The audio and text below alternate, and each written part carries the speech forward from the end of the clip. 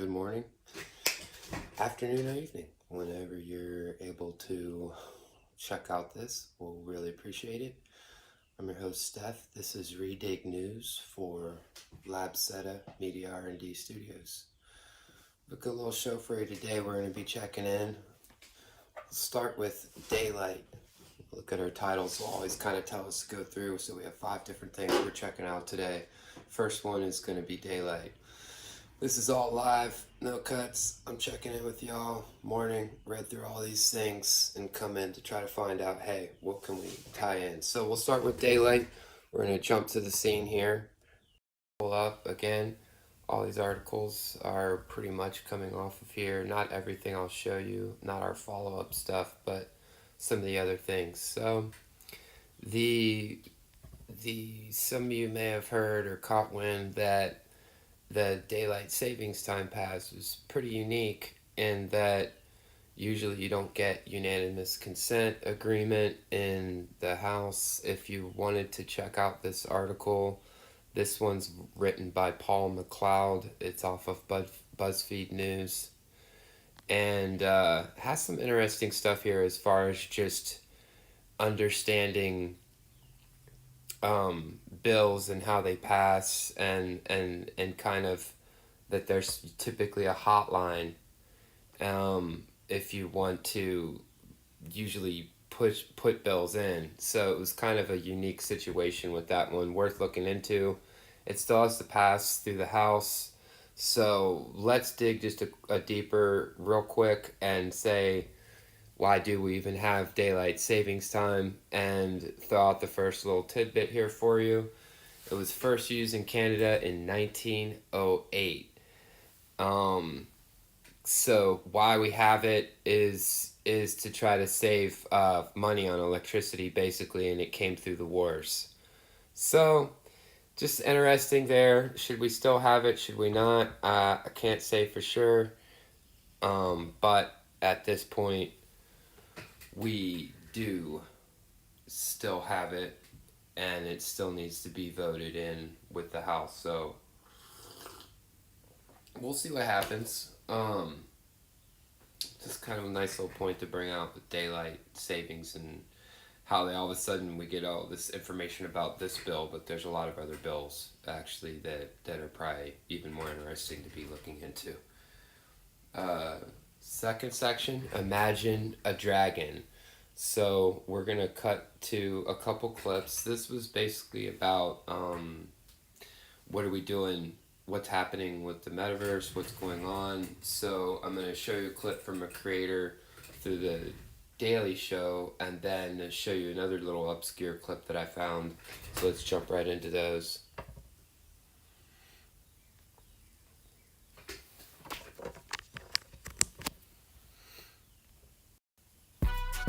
A practiced spicy crispy chicken sandwich eater knows.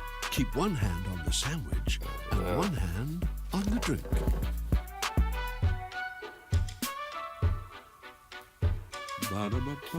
Sorry about that.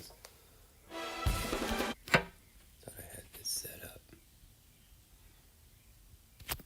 Excited because the metaverse will let us build our own worlds and explore the limits of human imagination, which makes you think you'll be flying on dragons to an orgy full of unicorns. You know, the thing we all dream about.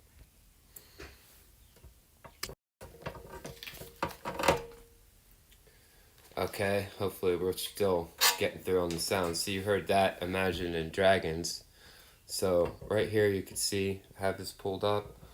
Let me go ahead and drop these headphones back on. I'm going to pull this up for you.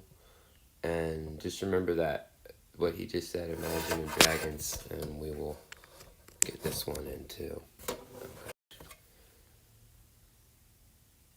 Country.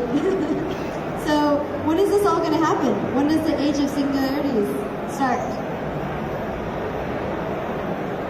The age of singularities is upon us. Beyond the edge of the imagination, where the dragon fractals grow. Yeah, So yeah, hopefully you caught that. And we see what's going on there too. So That was Sophia. She is, it is a citizen of Saudi Arabia. So something worthwhile to look into. That would be that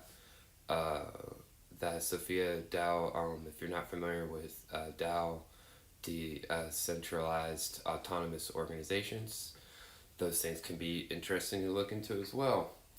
Also, it was a side little slight for Imagine Dragons.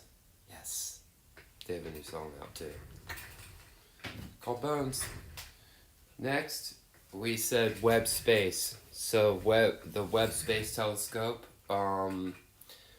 was put out, actually opened up, and there was a actual astrophysicist that was giving some explanation and some more about what is happening with that. So let's cut to that, and hopefully that one's actually pulled up.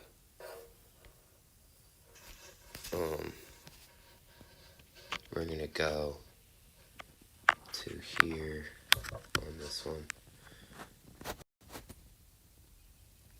Same field of view. That is the same star in the center that James Webb has actually targeted here. And you can see, like, if you compare them side by side, like, the level of detail in this one compared to this one.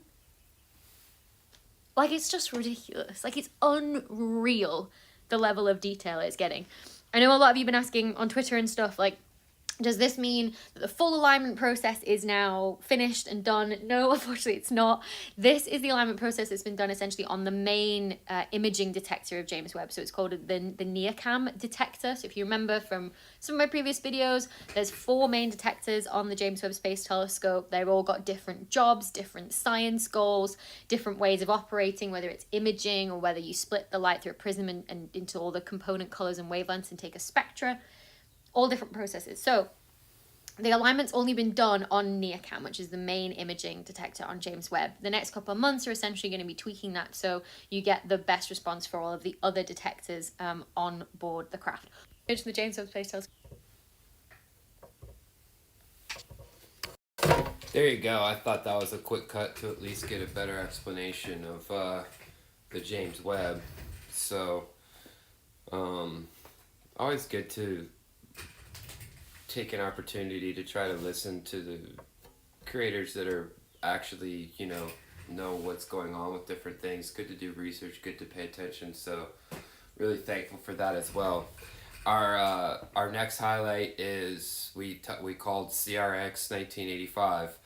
Pretty interesting story here, just from the perspective of miles per gallon in gas engine cars. This car was made in 1985, the HF Honda CRX, and still to this day, I was curious. I said, "Wow, I wonder if what this gets in comparison to a car today." So this excludes. We will do that and see. Here we go. The really nice little article. It was written by John Perley Huffman for Road and Track, and it has some interesting stuff. Maybe you're into these cars. Now, I want to highlight the CRX SI wasn't now this ain't the HF, but isn't creepily slug either. It had sublime steering, While it only had seats for 2, it also had room for most of their stuff, and there's nothing even close to like it on the market today. So I was thinking, golly, I wonder how true that is. Remember these? And sure enough, so this car got, let's see, here it goes. They said 49 to 54, but in today's more conservative methods, it comes in at 40 and 48 on the highway, okay? So check this out. What are the most fuel efficient cars? So I looked up and I found this on cars.com. What are the most fuel efficient cars for 2022? So this was us digging deeper and trying to kind of add, what's the next part of this? Okay, look at that. 36 and 39. No gas car made on the market today. Now there are electric and plug-in and hybrid that do get more. So we're not talking about those. This is just gas only. But I find it really interesting that there's not one car made today, which you can see here. It's gas only that gets what this does, did. And so just kind of an interesting point there too about our gas cars and the technology around them and what we do to make that better or keep it at the same. I mean, you would think a lot of more cars would get better gas mileage, or why don't we have that car, for instance, anymore? I don't know. Just find that interesting. And we're going to hit our last one here, and that we titled Wonder 7. What's Wonder 7? The 7 Wonders of the World. I'm going to jump in here, and we're going to look at let's jump that off, and scientists are scanning the Great Pyramid at Giza. So I was reading about this, and now we'll see here. Okay, they say they know when it was built. They really don't know when it was built. Okay, so they have this project, the Exploring the Great Pyramid Mission, EGP, and of course, yes, we looked into this, and I'll get into it. It just kind of was attempting to refine. Here it goes. So this is just interesting to think about, again, with architecture and construction anywhere. One of the fundamental questions is how the upper part of the pyramid was constructed. Is it all solid cut stone or fill? A high-resolution tomographic image will be able to detect difference in density and such and such. The crazy part is we still don't actually know.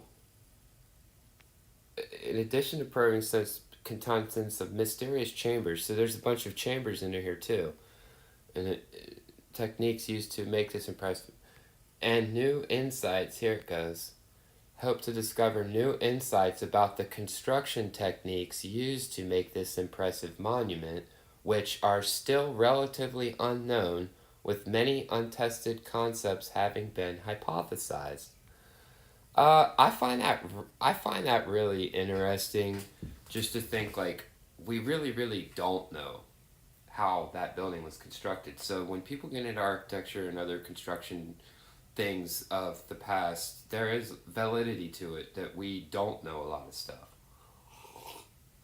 And that is science, education, history. So it's good to realize, like, hey, in the real world, there's still stuff to discover. So we need you here, all you creative people. So jumping back into that, the pyramid at Giza, it said, was one of the 7 wonders of the world.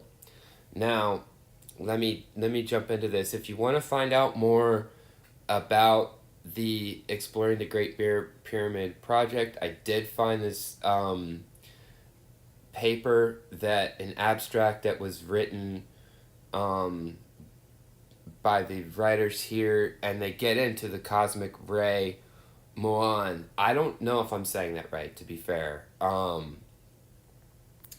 So here, just this first, I don't want to dive deep, but you see the place to go if you want to find it. But the construction of the Great Pyramid, the oldest of the 7 wonders of the ancient world, and the only one left standing, still stirs debate among archaeologists. All right, there is no universal consensus regarding the details of how the pyramid was built. Which brings up the question, does the inside of the pyramid contain something of interest, something that could explain how the ancient Egyptians created these marvels? All right, so then we get into the 7 wonders. So I went ahead and was like, hey, remember the 7 wonders of the world? We always say this. Okay, just for fun, these were the 7 wonders of the ancient world. Great Pyramid of Giza, Hanging Gardens of Babylon, Statue of Zeus at Olympia, Greece, Temple of Artemis at Ephesus, the Mausoleum at Halicarnassus, the Colossus of Rhodes, the Lighthouse of Alexandria. All of these have been either destroyed or lost through earthquakes. So just kind of wanted to skim through and show you, just to look at these. Look at that, how big the statue of Zeus was. So just of these places, and kind of describes their size and a couple of other things. Yeah. So, and then the next part that here, I think we pulled it up.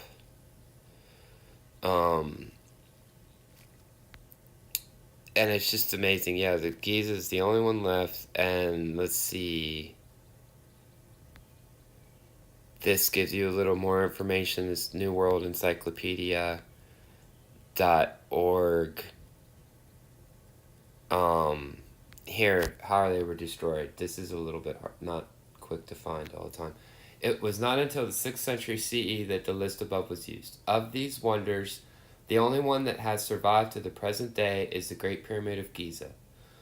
One of wonders, the Temple of Artemis, was destroyed intentionally, first by arson and finally by a mob led by Christian Bishop John Chrysostom. The statue of Zeus was destroyed by fire. 4 of the wonders were destroyed by earthquakes: the Hanging Gardens, the Lighthouse of Alexandria, the Colossus of Rhodes, and the Mausoleum. The existence of the Hanging Gardens, however, has not been definitively proven. That's interesting. How is it a 7 wonder when it even know if it existed? Anyways. Hey guys, I hope we had fun with this one today, and that we, through this, we're thinking together a bit, and you get to take some time looking into old architecture, different stories, looking into future stuff with Sophia Dow, or thinking about why we don't have more gas engines that do better on gas than what we had in 1985. Pretty interesting stuff. And should we have daylight savings time? Call your House of Representatives if you think we should or shouldn't, because it's still going to be on the floor. And hey, Imagine Dragons. They're a good band. Alright. Anyway, love y'all. Have a great day. Not a good day, a great day.